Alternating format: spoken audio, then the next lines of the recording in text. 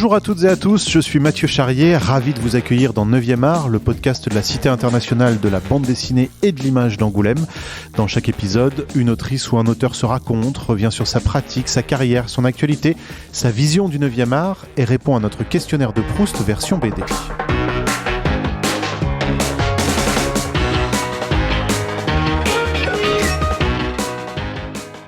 Je suis autrice de bande dessinée et illustratrice aussi. J'habite à Angoulême et j'ai fait une bande dessinée qui s'appelle Sans panique et un album jeunesse qui s'appelle Le Grand Labyrinthe.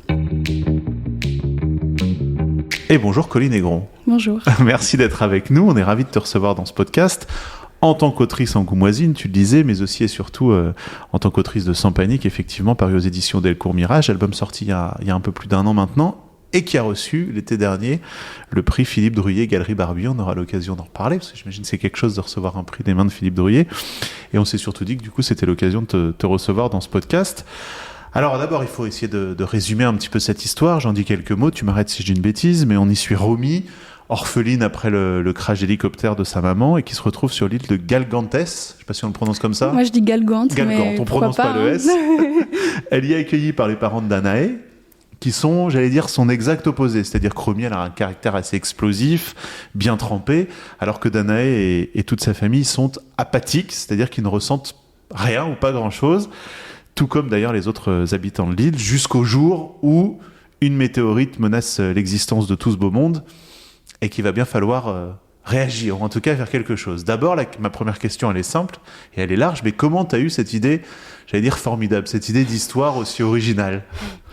Je pense que si c'est si original, c'est parce que c'était parti d'un rêve. Donc forcément, dans les rêves, souvent, il se passe des choses assez absurdes. Et juste, je me suis réveillée un matin.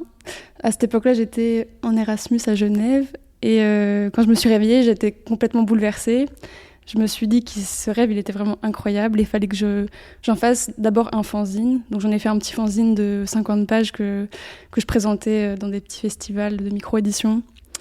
Et ensuite, c'était pas suffisant. Je me suis dit, il faut que je continue, et j'en ai fait Sans panique. Mais après, à la base, le rêve, il était pas... il était beaucoup plus court, et c'est moi qui suis allée rajouter plein de choses, plein de sens. J'ai beaucoup réfléchi dessus et tout ça. Mais voilà, l'idée de base, c'était quelque chose un peu comme ça. L'histoire de ces gamins un peu livrés à eux-mêmes, c'est quelque chose qui travaille depuis plusieurs années, j'ai l'impression, Ouais. au début de tes études, ou même avant peut-être. Pendant mes études, en fait, chaque fois que je faisais une BD, ça racontait ça.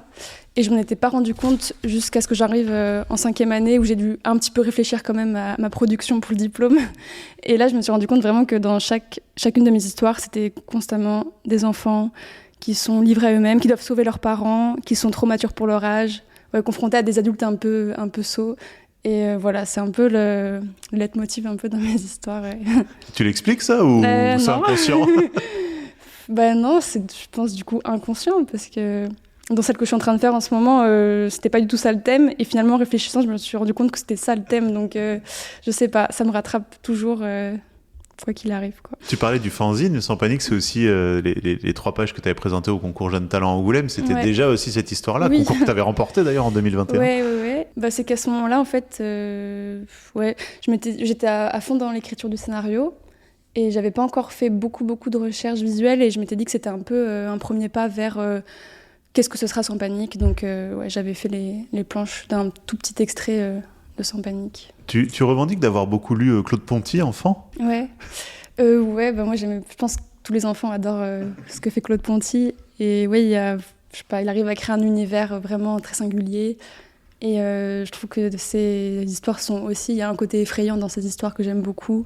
J'aime bien quand des récits pour enfants peuvent aussi aborder ce petit côté horreur. Je trouve ça intéressant. Donc, C'est effectivement un récit plutôt jeunesse, même si pas que. C'est effectivement, on parlera tout à l'heure de ta technique, donc c'est aussi très coloré. Donc on a un peu l'impression presque de lire une fable de science-fiction, mais derrière il y a quand même une dimension sociétale assez présente sur le fait de peut-être plus écouter les enfants ou les jeunes générations. C'est quelque chose que tu revendiques, cette dimension militante, c'est un peu fort, mais en tout cas sociétale ? Oui. Après, j'ai pas l'impression que c'était ma volonté première de faire une BD politique qui traite des enjeux un peu environnementaux. Mais forcément, c'est quelque chose auquel je pense beaucoup. Et du coup, je pense que ça se retranscrit dans mes récits sans vraiment faire exprès. Ça se fait un peu tout seul comme ça, mais oui, c'est quelque chose qui me tient à cœur. Ouais. En préparant l'interview, je crois que c'est dans le Figaro, il y avait un article qui faisait le parallèle avec le film Don't Look Up de DiCaprio, enfin avec DiCaprio et Jennifer Lawrence, ce film où en gros la Terre est menacée de disparition et tout le monde détourne le regard. Bah, en fait, ouais, j'avais pas vu Don't Look Up en faisant Sans Panique, et je l'ai regardé en fait une fois que j'avais presque fini la BD. Et je me suis dit, c'est vrai que si on raconte juste le pitch, ça se ressemble beaucoup, mais après, dans le fond, c'est pas du tout abordé de la même façon. Et c'est beaucoup plus politique, du coup, pour le coup, Don't Look Up. Je parlais du dessin, il y a ce côté dessin presque assez naïf, dans le bon sens du terme, dans le courant des peintures naïves. C'est quelque chose qui t'a marqué aussi, cet art naïf ou... Non, pour le coup, je sais juste que la couleur, pour moi, c'est important. Et j'ai toujours tendance à mettre des couleurs très vives. C'est pas très réaliste. Enfin, j'arrive pas trop à gérer tout ce qui est ombrage et tout. C'est peut-être parce que c'est quelque chose que j'ai pas appris aussi à faire. Et du coup, je fais juste comme je peux. Donc ça donne ce côté très à plat, très vif. Je sais pas si c'est plus que je sais pas faire autrement ou si vraiment je m'y intéresse. C'est un peu compliqué. En tout cas, ça marche bien. Ah, c'est pas juste, comment dire... J'ai un peu réfléchi quand même, quoi. C'est pas non plus juste j'ai posé ma couleur comme ça. Non, il y a un petit peu de réflexion derrière quand même. Et il y a un peu aussi une inspiration manga quand même, oui, dans les yeux des personnages. Ouais, j'aime beaucoup les mangas. J'en ai lu jeune et aussi quand j'étais adulte, quoi. Et j'aime beaucoup dessiner des personnages de manière générale et je m'inspire beaucoup des mangas pour les dessiner. Enfin, je sais pas, j'aime bien aussi dans mes histoires que les personnages ils aient des visages un peu tous différents et qu'il n'y ait pas forcément de lien entre eux. En fait, par exemple, dans Sans Panique, le père de Danae, il a un visage 100% différent de Danae et il ressemble même pas à son père, mais ouais, chacune ont vraiment un visage très, très singulier.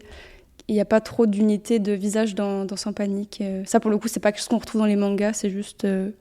si ce personnage-là, il a tel caractère, il faut que son visage, il transmette ce caractère, quoi. Si le personnage, il est un peu bête, il faut qu'il ait l'air vraiment bête dans le visage, quoi. Je sais pas, c'est vraiment... Moi, j'aime bien transmettre un peu par le visage les émotions. Ah, vraiment les caractériser aussi par leur physique, quoi. Ouais. Il y a des mangaka qui t'ont marqué plus que d'autres ? Quand j'étais petite, j'aimais beaucoup... de shoujo, donc il y avait Chocolat et Vanilla, Fruits Basket. J'aimais beaucoup aussi les séries du collectif Clamp. Après, là maintenant, je lis aussi des auteurs de mangas qui sont plus, qui produisent en ce moment, notamment Shinzo Keigo, qui fait en ce moment une série qui s'appelle Hirayasumi que j'aime beaucoup. Parce que je lisais qu'enfant tu dévorais Mimi Cracra, Tom Tom et Nana. Donc là, on est dans des plus classiques, j'allais dire. Oui, j'aimais aussi beaucoup ça. Ça, c'était encore avant, je pense. Les mangas, c'est plus arrivé quand j'étais en CM1, CM2, 6e, tout ça. Et après, avant ça, je lisais beaucoup Tom Tom et Nana. J'avais un peu tous les tomes et je les relisais vraiment en boucle. Enfin, j'arrivais pas à passer à autre chose un peu. Je pouvais pas découvrir autre chose que ça, quoi. Et là, pour le coup, c'est vraiment des histoires...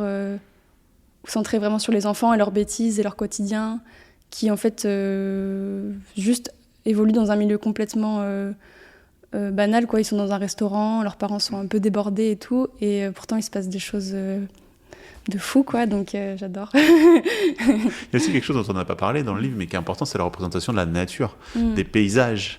Et ça, c'est quelque chose, on parlait des personnages, mais c'est aussi quelque chose, on sent que tu aimes dessiner. Alors, je ne sais pas si c'est tes origines normandes, peut-être d'avoir grandi dans des paysages un peu vierges, mais c'est quelque chose que tu aimes dessiner. Oui, j'adore ça.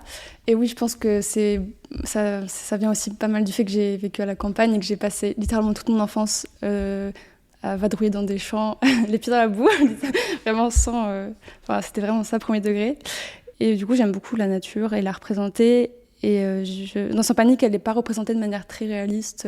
J'aime bien ce côté un peu, je sais pas, plus pictural de la nature et des formes, tout ça, mais pas forcément quelque chose qu'on peut voir pour de vrai dans la nature.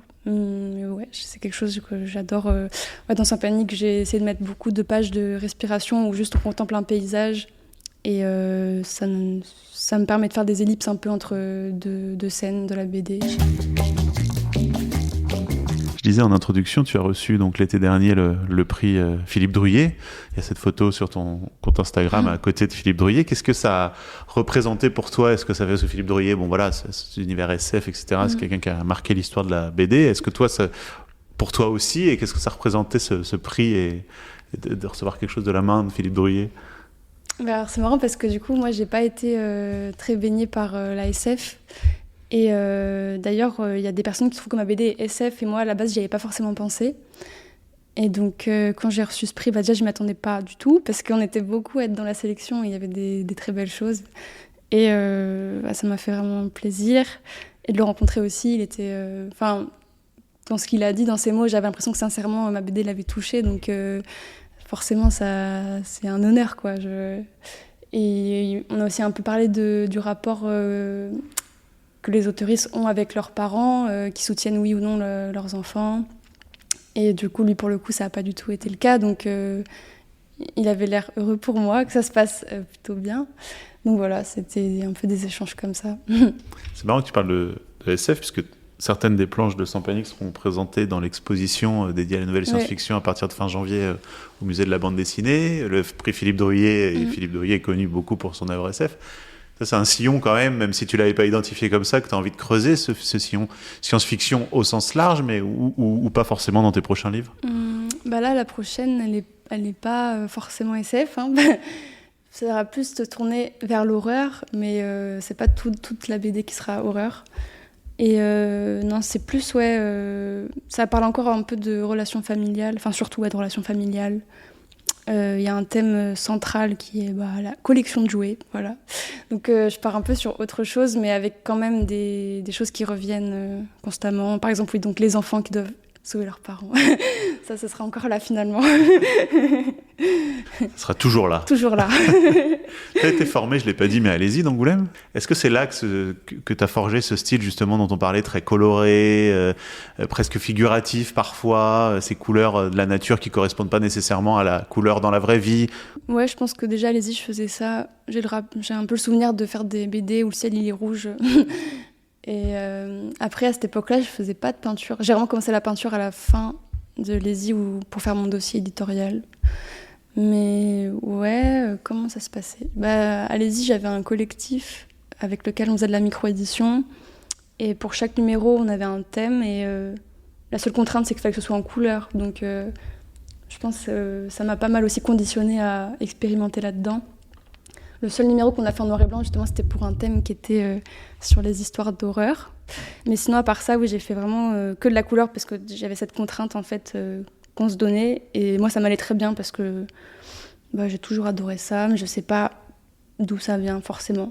Parce qu'en plus, je me rappelle que quand j'étais ado, dans mon carnet de dessin, c'était que des dessins au crayon papier, un peu... Donc, je sais pas comment c'est venu. Parce que techniquement, ces aplats de couleurs, ils viennent quand? Comment? Est-ce que tu fais d'abord tes contours? Ouais, je fais d'abord mes crayonnés.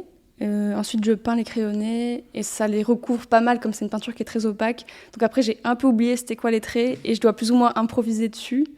Ou alors, je regarde un peu mes scans sur mon ordi pour m'aider, mais ça fait un petit peu je dois un peu imaginer c'était quoi les traits à l'origine, quoi. Donc c'est marrant. Alors on parle beaucoup de Sans Panique, puisque c'est la BD du moment, mais avant, il faut quand même dire que tu avais fait une histoire pour enfants qui s'appelle Grand Labyrinthe, où là, l'histoire, c'était une jeune fille, une enfant, qui trouvait que le labyrinthe dans son jardin et son zone de jeu était bien trop petite et qui demandait à ses parents de lui construire un labyrinthe gigantesque. Évidemment, ça va pas se passer comme prévu. Et là aussi, cette idée, comment elle te vient? En fait, à la toute base, ça vient de mon père. Parce que dans le jardin, en fait, chez eux, il y a vraiment beaucoup de terrain. Et il est constamment stressé par la pelouse qui pousse.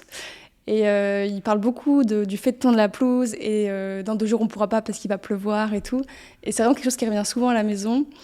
Et moi, je sais que des fois, quand on ne peut pas la tondre, il y a des sortes plein de fleurs qui commencent à pousser. Il y a même des jonquilles et tout, et des papillons, et c'est super joli. Du coup, je trouvais ça dommage, en fait, de vouloir de se fatiguer comme ça, à vouloir déjà mentalement à y penser constamment, et en plus à le faire. Et donc, je lui disais, mais c'est pas la peine, tu peux laisser et tout. Et en fait, c'était un peu ça l'idée de base. C'est qu'un enfant, je trouve qu'il s'amuse plus dans un jardin avec plein d'insectes et de fleurs que dans un jardin complètement tondu. Et voilà, c'est parti comme ça. Tu disais au début de l'interview que l'idée de Sans Panique t'était venue dans un rêve. Et je lisais des interviews, tu disais que le rêve était vraiment important pour toi. C'est le moment où tu brasses beaucoup d'idées. Ouais, c'est vrai que quand je fais des rêves, souvent, quand je me réveille, je me dis waouh, mon cerveau il a travaillé pendant la nuit, quoi. C'est des choses où je pourrais pas y penser dans la vraie vie, et en fait, c'est quand je dors, en fait, ça commence il se passe des choses, quoi. Donc ouais, je me dis autant en profiter. Après, je sais que je note pas mes rêves et c'est pas bien parce que ça m'arrive super souvent de me réveiller en me disant il faut absolument que j'en fasse une BD et après le lendemain matin j'ai oublié. Donc peut-être que je passe à côté de super BD qui sortiront jamais, j'en sais rien. C'est ce que j'allais te dire. Comment tu te rappelles aussi bien de tes rêves? Parce que c'est rare d'arriver à se rappeler vraiment bien de ces... je m'en rappelle pas toujours. Hein. Donc tu parlais un peu du prochain album, donc autour de l'horreur. Ouais. Oui, ça parle globalement de collection de jouets, d'une mère de famille qui collectionne des jouets. Et du coup, de comment c'est perçu par sa famille. Il y a un jouet en particulier qui a disparu et c'est un peu devenu une légende urbaine et elle essaie de le retrouver. Et donc ça va un peu partir en enquête familiale pour retrouver la piste de ce jouet. Et voilà. Et à la fin, ouais, ça sera un peu plus horrifique et mystérieux. Voilà. Sans en dire plus, voilà, c'est ça un peu les thèmes principaux. Et c'est venu dans un rêve encore ? Non, ça c'est pas venu d'un rêve. Je pense que c'est venu un peu d'une très bonne amie à moi d'enfance qui a un peu cette famille-là de parents qui collectionnent et que sa vie un peu du coup quand elle était enfant, elle était vachement conditionnée par ça aussi. Parce qu'en fait ça c'est des jouets dans ma BD comme dans sa vie elle, c'est les jouets d'un fast-food et du coup d'aller constamment au McDo, des choses comme ça et je trouvais ça un peu marrant des parents qui ont des passions comme ça d'enfants, je trouve ça trop, trop drôle et donc voilà, c'était ça un peu l'idée. Et c'est prévu pour ça sortira, je pense, en 2026. Voilà. Bon, en attendant, on lit ou on relit, donc Sans Panique. Ce sera aussi chez Delcourt la prochaine. Bon, voilà, donc déjà chez Delcourt. Et on découvrira ce prochain livre avec plaisir. Merci. C'est le moment, Colline, où on passe à notre questionnaire de Proust version BD. Est-ce que tu es prête ? Oui.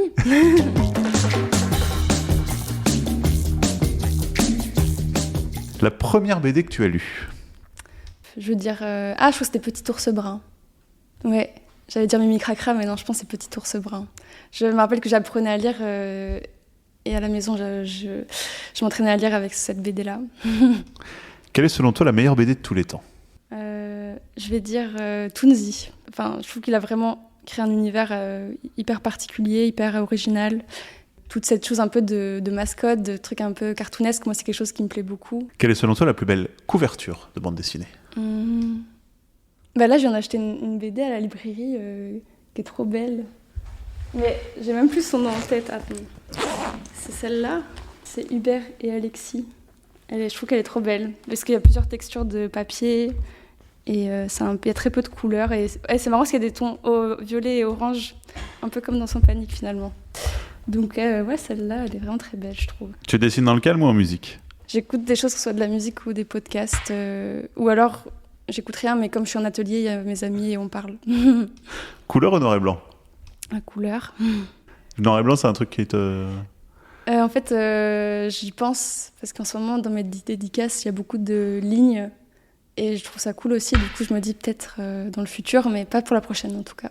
Et pour terminer, est-ce qu'il y a une autrice ou un auteur de BD qu'on ne connaîtrait pas forcément et que tu nous conseillerais ?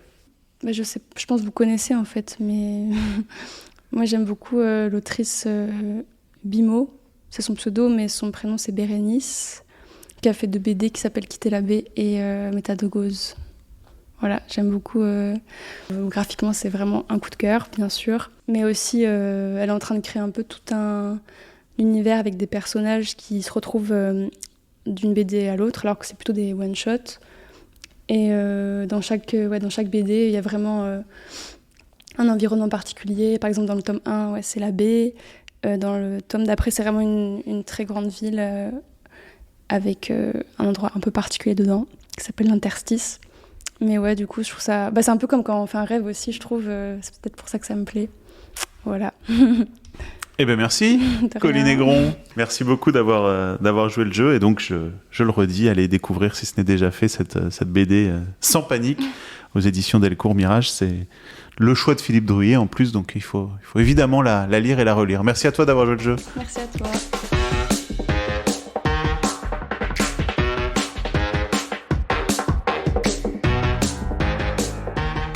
9e art est un podcast produit par la Cité internationale de la bande dessinée et de l'image d'Angoulême, réalisation Mathieu Charrier. N'hésitez pas à commenter ces épisodes, à les noter, à en parler autour de vous, c'est très important pour nous.